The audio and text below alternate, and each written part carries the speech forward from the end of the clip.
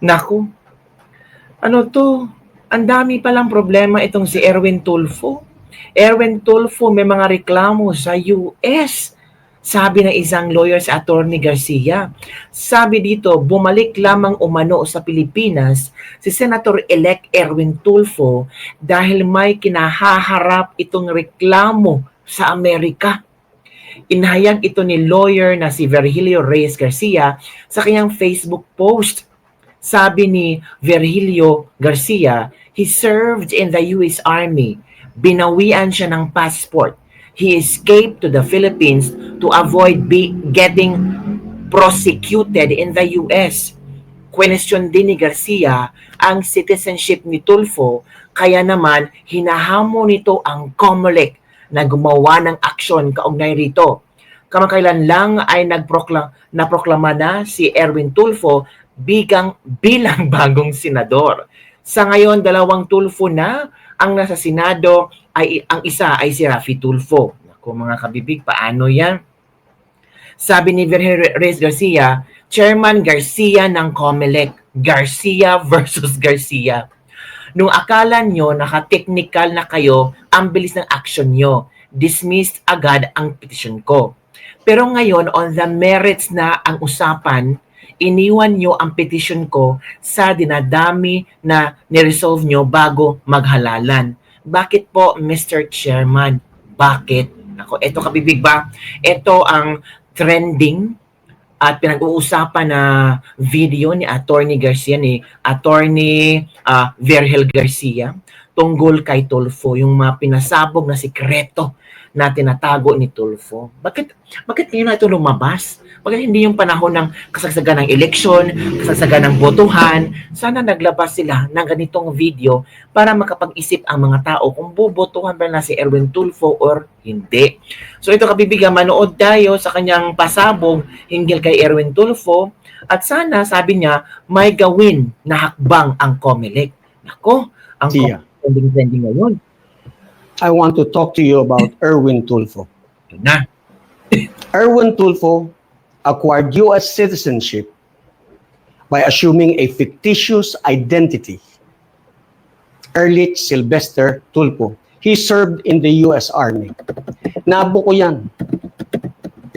Binawian siya ng U.S. passport. He escaped to the Philippines to avoid getting prosecuted in the U.S. Nung nandito na siya sa Pilipinas, hindi siya naka-assume as DSWD Secretary because of citizenship issue.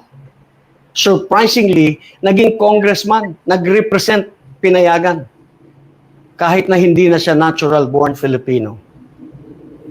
He ran for the Senate. Pinailan ko ng disqualification, hindi nyo ginalaw. Tinulugan ninyo. I requested you, I moved to prevent his proclamation, you proclaimed him. But that never mind. That proclamation will not work for him because the issue that I raised in my petition is that did he or did they, all the Tulfos, did they qualify as candidates? Now you have to resolve that. Whether or not they qualified as candidates. Kahit na pinroclaim nyo pa, if they did not qualify as candidate, that's null and void. Null and void? Mga kabibig, so posibleng null and void, tapos naku, mawawalan sa eksena si Erwin Tulfo. Naku, COMELEC, may bagong problema na naman kayo. Paano nyo to lulusutan? I'm sure itong si Attorney Virgil Garcia, meron din itong mga dokumento at posible niyang ilalabas. Naku po, paano yan? Hindi pa nga totally nakaupo, naka-take off si Erwin Tulfo, meron na itong isang iskandalo. Naku, paano yan? Mr. Garcia. Naku, galit si... How much? Hala, how much? Mr. Garcia daw, how much? Magkano daw? Sabi ni Attorney Virgil Garcia, how much? Anong how much? How much yung pagkapanalo ni Tulfo, Erwin Tulfo? How much yung galit? Basta mga kabibig, ito na.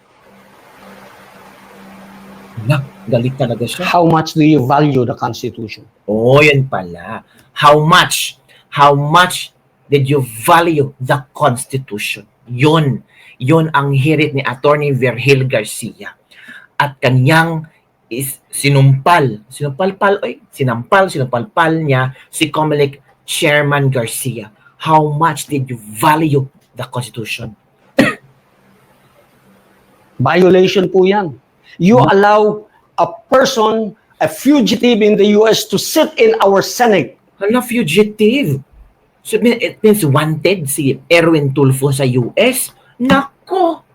Shoot sa banga ang mga bumoto. Fugitive. It means wanted. Nagtatago. May tinatataguan sa US. May kaso posible sa US. Yun ba ang sinasabi na Attorney Virgil Garcia? Nako po, shoot sa banga. Are you proud? You're proud of yourself? Alam mo ba kung bakit natural-born citizens lamang ang pwedeng maging senador at congressman? Presidente na rin, tsaka vice-presidente. Pero ang pinag-usapan natin ngayon, senador, alam mo kung bakit natural-born citizens lamang ang pwede? Para hindi tayo maghalal ng Pilipinong gumawa ng kabalbalan sa ibang bansa at pagkatapos magbalik dito, tatawagin pa nating honorable. Naunawaan mo ba yan? Sabihin na natin, sige, yung sinabi kong he is a fugitive from justice sa Amerika, hindi, sige, hindi. Kahit na nag-submit siya ng falsified documents para makakuha siya ng US citizenship and therefore he violated US penal laws. Wala na yun. But the fact that he submitted falsified documents, that is dishonorable. Tapos, ngayon, senador natin, tatawagin natin honorable. Naunawaan mo ba yan, Mr. Chairman? Nako. We can do that, pero you rule on my petition. Pag-usapan natin, let the Supreme Court decide. Let the Supreme Court say, yes, he can be addressed as honorable. Yes, he can sit as senator of this country. Hindi pwede yan, Mr. Chairman. Hindi rin pwede yung sinasabi mong mawawalan ka ng jurisdiction at mapupunta na sa electoral tribunal kasi hindi kasya sa mga araw na natitira. Are you serious? Umpisa pa lang sinasabi mo na mawawalan ka ng panahon eh. Paano kang hindi mawawalan ng panahon? Hindi mo naman pinapansin yung aking petition. Hala. Just rule on it. Whatever. So that I can elevate it. I don't need to go to the electoral tribunal. Do you understand the issues? The issues are for us, Filipinos. Rule on my petition, Mr. Chairman. That's all I ask of you. Be fair to the Filipinos. Galangin mo naman ang ating saligang batas. You swore to defend that. And I'm asking you, please do so. Hala. Yun ang galit ni Attorney Virgil Garcia, mga kabibig. Nagalit talagang ramdam mo ba? Ramdam mo yung emosyon ni Attorney Virgil Garcia. Laban kay Erwin Tulfo, laban kay COMELEC Chairman Garcia. Sagutin mo nga yung petition Chairman Garcia para matapos na to, di ba? Kasi kung hindi nyo sasagutin yan, natural hindi yan matatapos, and every now and then, nakakahiya naman na umupo si Erwin Tulfo na may issue na ganito. Hindi pa nga nakaupo, may issue na ng ganito. And ito palagi itong iniisip ng mga tao na ay si Erwin Tulfo, yung senador, posibleng niloko ang mga tao. Posibleng ay hindi yan totoong Pilipino, 'di ba? Yon yung mga pasabog ni Maharlika noon.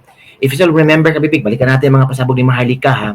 Pero sinagot naman ito ni Erwin Tulfo noon. Pero balikan natin itong pasabog ni Maharlika noon na talagang nagpawindang kay Erwin Tulfo. Ito. Ayan, may linabas tayong dokumento dito kahapon sa Boljakan sa Facebook na kung saan may dokumento ito, Embassy of the United States of America. Ito ay dated October 11, 2020. Nasabi ni Susulat.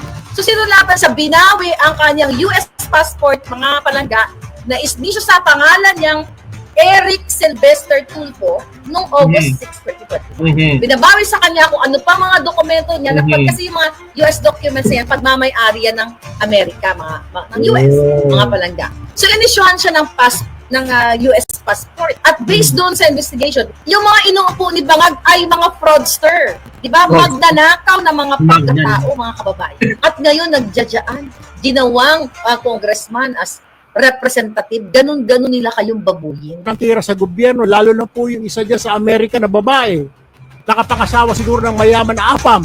Napakaswerte mo, Ining. Bira ng bira eh. Napakaswerte. Naku, baka balikan si Maharlika nito ni Erwin Tulfo, no? Ngayon nakaupo na si Erwin Tulfo bilang senador. Naku, babalikan kaya niya si Maharlika? Ipapahanap niya kaya niya si Maharlika? Or kakasuhan niya si Maharlika ng madami-daming kaso, mga kabibig? Swerte mo, mamahalin pa yung mga para mo. Diyos ko po, dapat magpasalamat ka na sa Panginoon Diyos na mayaman ang apam mo. Hindi ka kailangan magbanat ng buto. Daldal ka ng daldal, comment ka ng comment, mga pulburonik, mga ahas na puti. Why don't you come home? Tama. Why don't you come home and Suggest. help this country? Tama. Kung talagang may malasakit ka sa bayan mo, umuwi ka rito, ibenta mo or i-donate mo yung kayamanan mo naggaling sa apam mo na Amerikano, ibigay mo sa mga mahihirap dito. Kasi nagko-complain ka eh. Diba? Bakit hindi ka? So yun ka, bibig, no? If you still remember nung sagutan ni na Erwin Tulfo at Maharlika, ngayon may bagong issue na naman. Hindi naman ito bagong issue ni Erwin Tulfo, old issue na ito. Kaya nga, gustong masagot ni pasasagutin ni Virgilio Reyes Garcia, si Comelec Chairman Garcia din. Sabi na isang netizen, palitan na yan dapat ang chairman natin. We who are silent are committing a grave sin. Sabi ng mga net, ito pa mga reaction nila ha, bayaran yan si Comelec Chairman if the prices is right. Huwag kayong magsata ng ganyan kung wala kayong ebidensya. Ha? Go, Attorney Virgilio, nasa likod lang kami, tama ang ginagawa mo. Kawawa naman si attorney kung mag-isa lang siya, dapat marami sila.